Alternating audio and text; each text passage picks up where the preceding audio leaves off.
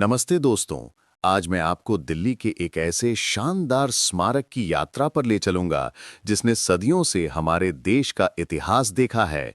दिल्ली का लाल किला। ये किला सिर्फ एक इमारत नहीं बल्कि मुगल साम्राज्य की शान, भारत की स्वतंत्रता का प्रतीक और अनगिनत कहानियों का गवाह है। लाल किले का जन्म बात है 17वीं सदी की, जब भारत में मुगल सम्राट शाहजहां का शासन था। शाहजहां एक महान कला प्रेमी और निर्माता थे। उन्होंने अपनी राजधानी आगरा से दिल्ली, तब शाहजहानाबाद स्थानांतरित करने का फैसला किया। यमुना नदी के किनारे एक विशाल और भव्य किला बनाने का सपना उन्होंने देखा, जो उनकी शक्ति और कला का प्रतीक बन सके। सन 1639 में इस किले का निर्माण शुरू हुआ। इसे बनाने में लगभग 9 साल लगे और 1648 में यह बनकर तैयार हुआ। इस किले को बनाने में हजारों कारीगरों और मजदूरों ने दिन रात काम किया। इसकी दीवारों को बनाने के लिए लाल बलुआ पत्थर यानी लाल सैंडस्टोन का इस्तेमाल किया गया।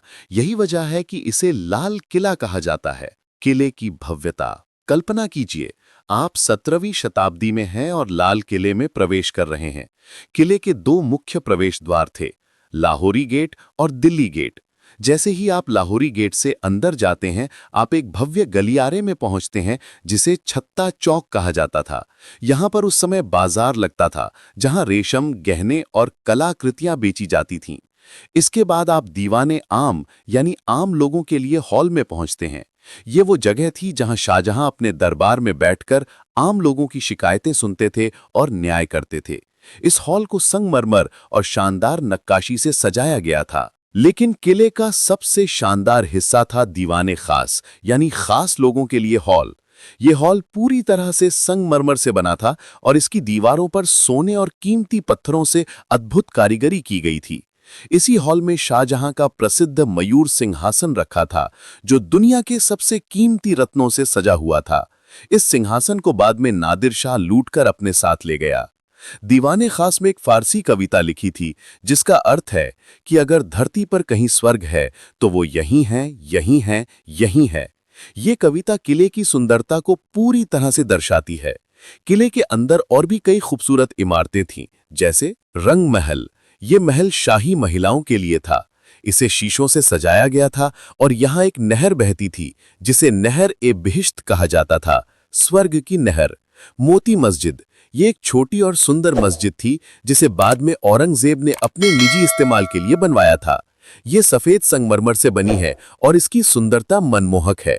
पतन और बदलाव का दौर। शाहजहां के बाद उनके बेटे औरंगजेब ने शासन किया। उनके बाद के मुगल शासक इतने शक्तिशाली नहीं थे। 17वीं सदी में मुगल साम्राज्य कमजोर होने लगा। नादिर शाह और अहमद शाह अब्दाली जैसे आक्रमणकारियों ने दिल्ली पर हमला किया।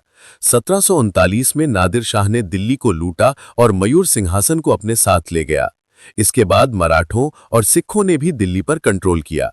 आखिरकार 1857 के विद्रोह के बाद अंग्रेजों ने लाल किले पर पूरी तरह से कब्जा कर लिया। आजादी और लाल किला। 1857 का विद्रोह, जिसे भारतीय स्वतंत्रता संग्राम की पहली लड़ाई माना जाता है, यहीं से शुरू हुआ था। बहादुर शाह जफर, जो आखिरी मुगल सम्राट थे, ने यहीं से इस क्रांति का नेतृत्व किया था। विद्रोह के बाद अंग्रेजों ने बहादुर शाह जफर को कैद कर लिया और उन्हें रंगून, वर्तमान यांगून, म्यांमार भेज दिया। अंग्रेजों ने लाल किले को एक सैन्य छावनी में बदल दिया। उन्होंने किले की कई इमारतों को नष्ट कर दिया या उनका इस्तेमाल अपने सैनिकों के लिए किया। किले की शानदार नक्काशी और सजावट को काफी नुकसान पहुंचा। लेकिन 15 अगस्त 1947 को जब भारत को आजादी मिली, तो लाल किला एक बार फिर से गौरव का प्रतीक बन गया। हमारे पहले प्रधानमंत्री पंडित जवाहरलाल नेहरू ने यहीं से पहली बार तिरंगा फहराया और ट्रिस्ट विद डेस्टिनी का अपना ऐतिहासिक भाषण दिया। तब से हर साल 15 अगस्त को भारत के प्रधानमंत्री लाल किले की प्राचीर से राष्ट्रीय ध्वज फहराते हैं और देश को संबोधित करते हैं। ये दिन हमें हमारी आजादी की याद दिलाता है और लाल किले को हमारे राष्ट्र की आत्मा का प्रतीक बनाता है। आज लाल किला एक यूनेस्को विश्व धरोहर स्थल है। यह हमें मुगल साम्राज्य की कला, शक्ति और वैभव की कहानी सुनाता है। यह हमें आजादी की लड़ाई की याद दिलाता है और हमें हमारे गौरवशाली इतिहास से जोड़ता है। तो अगली बार जब आप लाल किला देखें तो इसे सिर्फ एक पुरानी इमारत न समझें, बल्कि उन सभी कहानियों और इतिहास को याद करें जो इसकी हर दीवार में छिपे हैं। धन्यवाद।